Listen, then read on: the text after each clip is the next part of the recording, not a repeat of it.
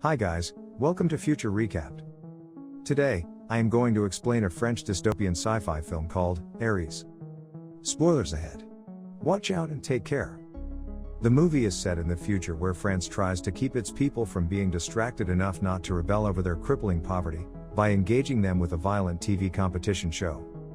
In the near future, the world order changes. France's economy collapses, and corporations buy its debt. More than 15% of France is unemployed, and living in squalid homeless encampments, which is the largest being under the Eiffel Tower. Although, still nominally a democracy, the corporations take control of the government and pass sweeping reforms, deregulating many industries. Among these changes, doping and human experimentation are legalized. As homelessness and unemployment rise, violent new sports are introduced. Athletes become sponsored by pharmaceutical companies, which test their new drugs on them. After a promising start, boxer Reda, who fights under the pseudonym Ares, is injured and loses his corporate sponsor.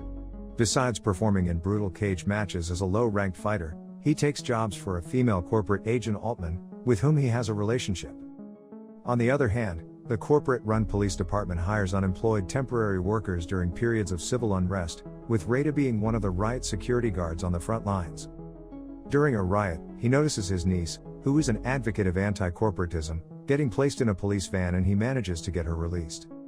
In the meantime, when his sister Carla is framed for possession of an illegal pistol, Altman tells Reda that Carla will be charged as a terrorist, and the only way to save her from a prison sentence is to bribe the officials, which will take 100,000 euros. After hearing this, Reda becomes worried, and to raise the money, she is forced to submit to human experimentation for HSX, which is a drug that has killed every other test subject. Although corporate executive Anna assures him his biochemistry will likely allow him to survive the drug, but still, she warns that he will black out 5 minutes after taking it. After that, Reda leaves Carla's children with his neighbor, a cross-dressing prostitute named Myosotis, who believes that Reda is a fascist. Despite their antagonistic relationship, Myosotis agrees to help him for the sake of the children. Now, unable to bet on himself, Reda convinces Myosotis to bet Reda's meager life savings on the fight. After some time, seeing a need for a dramatic demonstration to spur sales, the CEO arranges for Reda to fight a highly ranked fighter, who has had his nervous system tweaked so that he no longer feels pain. The fight is widely believed to be impossible for Reda to win, and even his coach declines to bet on Reda. But the result turns out to be that HSX performs well, and Reda wins against 12-1 odds. Now, the drug becomes a sensation, and Reda makes enough money to free Carla. Now, before he can, she dies in prison while attempting to save another inmate. After that, Altman offers to return the money, but Reda asks her to use it to find out who framed his sister. At the same time, Anouk's boyfriend Poorest, who is a hacker and supports the resistance, provides evidence that implicates Reda's coach. Reda once again leaves the children with Myosotis. During his next fight, Reda goes down in 17 seconds, and his earlier win is written off as a fluke. Things turn out to be as sales of HSX plummet, and Reda's coach is financially ruined. After that, while he meets with him, Reda reveals that he did not take the drug and intentionally threw the fight. Instead, he saved the drug to administer it to his coach, who quickly dies once he is injected. In the meantime, Anna finds Reda and tells him that she has ordered Altman to kidnap Carla's children. She further says that, although Altman truly does care for him, Altman cares more for money. Now, Reda reluctantly agrees to a demonstration in front of the corporate board.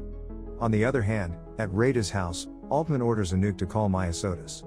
Anouk tells Myosotis that Reda wishes to thank him, which is a deeply uncharacteristic action. Now, suspiciously, Myosotis recruits Boris' hacking talents for help.